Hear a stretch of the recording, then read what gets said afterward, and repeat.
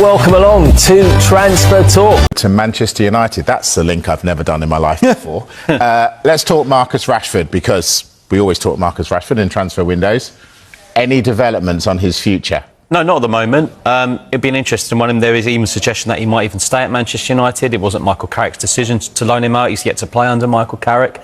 And like we've just looked at Liverpool's squad list, you know, Manchester United, as brilliant as Michael Carrick did last season and rightfully got that job, you're doubling the matches next season with Europe, and it makes so much difference, Mike. And you know, Manchester United finishing third, they'll notice the difference next season when the games come thick and fast. So you just wonder whether it will be beneficial for Manchester United to keep Marcus Rashford, but we'll wait and see. There's one thing, I would just say there's one thing not getting on with the manager in Ruben Amorim and then coming back and playing under Michael Carrick. That's the footballing side. You've also got to look at the financial side as well, and that is going to have a big influence on why Manchester United may still think that they need to do a deal for Marcus Rashford, because reportedly he's on £325,000 a week. They want to get away from paying players that much money, and he was paid that after he had that incredible season in Erik ten Hag's first season, and since then it hasn't really worked for Marcus Rashford at Manchester United. I'm sure in an ideal world Manchester United fans would like to see Rashford back fit and firing and replicating a season that he had a few seasons ago. That is easier said than done, and the financials that are involved in such a deal are quite restrictive for Manchester United to keep him, number one, but also to try and find a deal for him for someone who's going to be able to match those financial packages. Whenever there's a transfer window, we always talk Man United, we talk Marcus Rashford, and we also say Jadon Sancho. What's going on with him? Yeah, so Jadon Sancho is no longer a Manchester United player. We should actually say that because his contract was up. United did have the option to extend for a further year, which they did not take up. So he's now a free agent. He has deals agreed in principle, does Jadon Sancho, with a number of clubs in Europe, in the Middle East and in Saudi Arabia. We reported earlier on in this year that Borussia Dortmund were interested in taking him back again. Remember, he shone for them after he left Manchester City before coming to Manchester United, and then he actually went on loan to Dortmund, as he did with Chelsea and last season at Aston Villa. Those options and those deals weren't taken up, so once again he's a free agent. I think he just wants to see everything that's available before making the final decision. OK, let's talk Manchester City. I'm going to whiz through the rest of this, guys. We're running out of time. Let's talk Rodri, Michael. Is Rodri staying? Every City fan is listening with bated breath to what you say next. Oh, blimey, Mike. I mean, well, look, City fans, hopefully for them he does, but Real Madrid I don't think are going away, are they? But obviously he's so key to Enzo Maresca. You wonder if maybe he has that one season at Manchester City and maybe they can do some kind of gentleman's agreement where he moves on maybe next season. That would be next year, basically. In an ideal, you don't want to lose Rodri in your first season as Man City boss. The big issue that they've got, he's entered the final year of his contract. Like we're talking about Vinicius, you can see that Rodri does hold the cards in this scenario. Real Madrid have always been admirers of him, and when he was at Atletico Madrid, there was always that talk, can you play for both clubs? Earlier on this year, he did an interview and he was asked that very question, and he said, you always want to play for the best clubs in the world. So may have opened the door to a move to Real Madrid there and then. Talk Liverpool now. And speaking earlier on Sky Sports FC, Charlie Austin said that Liverpool need at least 4 or 5 more signings to add to their squad depth. 4 or 5? Hang on. They spent £500 million last summer. One of those signings, will it be Bradley Barcola? They're definitely interested. It's going to be a very, very difficult deal to do, purely because of the numbers we're talking about. There are some reports saying that the valuation for Bradley Barcola is around £145 million. I don't think Liverpool want to go that high, but Paris Saint-Germain will be basing their pricing on a France international, back-to-back Champions League winner for Paris Saint-Germain as well. Publicly, PSG will say, no, he's not for sale. They want to keep his price up. Clearly, a club is always going to do that, but in the background, they're on the verge of signing Mika Goetz from Ajax, from signing Magnus Akliush from Monaco as well, to strengthen that forward line. Is that going to further diminish Bradley Barcola's game time more than it did last season? Because if you go back to last season, in their biggest games, let's name the quarter-final of the Champions League against Liverpool, the semi-final of the Champions League against Bayern Munich, the final itself in Budapest against Arsenal, Luis Enrique said, Kvaratskhelia, Dembele, Desiree Doué, that's my front three. Barcola was on the bench for those games, and he came off the bench admittedly, but does he want another season like that, but with even more players competing for those places? I wonder if and when PSG reinforce that forward line, whether that price is going to be relaxed and it's going to be more accessible for Liverpool to get to. It's going to be interesting to see what Liverpool do, because I'm sure we'll talk about it in a bit. When is Cody Gakpo going to go as well from Liverpool? You would see Barcola more as a replacement for someone like Gakpo on the left-hand side. Stature-wise and personality-wise, you'd probably have to say, and status-wise, it would be a replacement for Mohamed Salah, but not in the same position. They'd still need to find a replacement for Mohamed Salah. And how you do that, I mean, that is a completely different question. Particularly if you spent a shed load of money on the other side of the pitch. Yeah, exactly. So Darmish has teased this up. Charlie Austin has said it. They need 4 or 5 players. They spent a fortune last summer. Why would they need to go again? Well, some haven't worked out so far. I mean, you could argue that Florian Wirtz still young. It's his first season in the Premier League. It's not his fault of the price tag. He's had a full season in the Premier League now.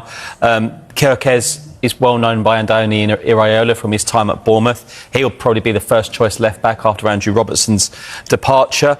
But I look at it again, Mike, and what fascinates me with next season is the clubs in Europe and the clubs without Europe. And as I say, look, I know Newcastle fans love trips to Europe, don't we all? But might do them a bit of good. Xabi Alonso's Chelsea might do them a bit of good. Look what it did for Manchester United last year. You look at Liverpool's squad depth there. Obviously, Ekitike is still going to be out for some time. That's a lot of responsibility for Alexander Isak, who's had a broken leg at Liverpool, who had injury problems at Newcastle United. Cody Gakpo is, I think, quite highly regarded at Tottenham Hotspur, but from what people tell me up in Liverpool, he's not for sale. And when I look at that, Mike, I've got to say I understand why he's not for sale, because it looks light. It looks light. If you play Saturday, Tuesday, Sunday, Wednesday next season, which they are going to do, every club in Europe is going to be doing that. You are going to need all those players. And look, I'm sorry to say, some of them will get injured as the season goes on. But Darmish, how can they be light if they spent nearly £500 million in the summer? Can we just bring that graphic back up again, just 1 second? Yeah. Because I find this very interesting, and I think Jamie Carragher used a very surprised emoji or a scared emoji when he saw this in response to this on social media. Because if you look at this, Bradley's injured. Frimpong, you could argue his best position is probably a wing back rather than an out-and-out right back. Gomez has been injured in pre-season. Leone suffered an ACL, so he's still injured. Van Dijk's probably the only fully fit defender that they've got here. He hasn't even returned to pre-season training yet, so hasn't really worked with Andoni Iraola as yet. Jeremy Jacquet, yes, he signed in the slot era. It's been confirmed now. However, he suffered a really serious shoulder injury, and by all accounts, he's still suffering discomfort in that area. Zirkzee, in his second season, you'd expect him to get used to the Liverpool way and improve on next season. In the midfield area, yeah, they look like they've got enough cover there, but then, you know, suddenly are there doubts about a couple of their players there as well? Are they going to be staying at Liverpool? Chiesa, in forward areas, he's barely played for Liverpool in that first season, in that first summer when they barely spent any money. It was like £12 million ahead of winning the league, and he was the only signing that came in. Victor Munoz has just arrived, of course. Florian Wirtz, I mean, Michael alluded to it there. Harvey Elliott, is he going to get another chance? There's talk about Cody Gakpo. Is he going to leave? Ekitike, ruptured Achilles. He's not going to be back until the back end of the year, maybe the early start of next year. So on paper, if everyone's fit, yeah, you maybe think, yeah, that is a squad that can challenge. But there are doubts about a number of those players, whether they're going to be staying there, and definitely doubts about some of the injured there at the minute. Yeah, absolutely. During our absence, a lot of discussion about Vinicius Jr. and his future, as he's only got 1 year left in his contract, yet to sign a new deal. Vinicius is back until how long, though, is the front page of AS. Jules is with us. Jules, is this just your normal standoff and he looking for more money, or could Real Madrid really let him go? I don't think they can afford to let him go, Dan. But this is normal procedure. He's got 1 year left on his contract. It's actually quite hard to understand and to comprehend how Real Madrid found themselves in this position with arguably the best player they've had in the last 5 years or so, one of the best in the world in this position, certainly, to have given him that power that now he can decide really what happens next, because with 1 year left on his contract at Real Madrid, he's got all the cards in his hands. And for a club like Real Madrid, not just Real Madrid, but we talked about other clubs who were in a similar position with some of their star players, even recently with Liverpool, for example, it's very hard to understand how you can let that happen. However, this is the situation. It's normal for Vini and his people, his agents, to talk to other clubs right now or to see what others could offer, where he might end up if there's no extension to Real Madrid. It's normal for them to still talk to Real Madrid because I really believe that he wants to stay and Real Madrid wants him to stay as well. And for Real Madrid right now, I really don't think you can afford to let him go. And if there's no agreement found on his extension, then very quickly you have to make a decision. If there's no extension and you believe that he can't leave on a free in 12-month time, obviously, then you'll have to set a price and see what the offers are coming from other clubs in Europe. To that point, sorry, just one sec, Craig. I didn't know this was going to be our graphic.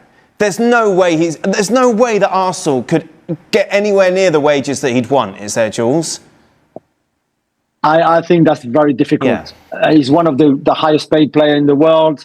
Not just that, but image rights and things like that. Plus, there will be a transfer fee, and there's no way, even with 1 year left on his contract, that Real Madrid don't ask at least 100 million euros. So on top of that, you give him a 5-year deal on probably, Erling Haaland is now the highest paid player in the Premier League, but something very similar, probably very close to 400, slightly maybe more, £400,000 a week on 5 years, plus the transfer fee. This is an enormous investment from Arsenal, and maybe they can do it. Maybe they can find the money. Maybe a couple of more players would go and things like that.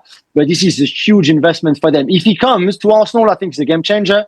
But financially, they will need all the numbers to add up really to attract him to the club. So is he looking for, I don't know if you know this, Jules, is he looking for something at Real Madrid?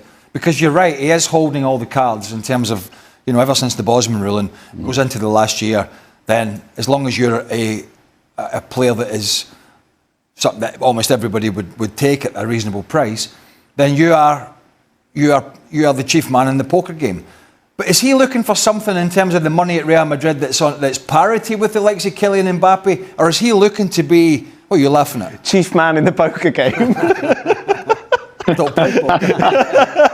he's a big chief in the poker game, isn't he? Is he looking for something that's parity with Mbappe, or is he looking to be basically the highest paid player at Real Madrid? No, I was told that he wants a pay rise. He's already on an enormous amount of money, but that he wants a pay rise that would get him close or on a similar level to what Kylian is earning. And again, I don't think this is unrealistic from his point of view to kind of request that when you see the numbers. And we can look at 25-26 season individually and collectively and say that Vini was not his best and the team was not his best. Sure, but he also won them Champions League before and titles. And usually in this position, you get a pay rise, wherever you are in those big clubs, when you're a player like Vinicius at his age, because let's not forget, he's reaching now his peak years. It's not like if he was 30 already or about to get 30. This is a really good age for Real Madrid to extend him or for somebody else to go and sign him. So I think the money that he's asking is fair. You're the big poker guy. You're the big chief.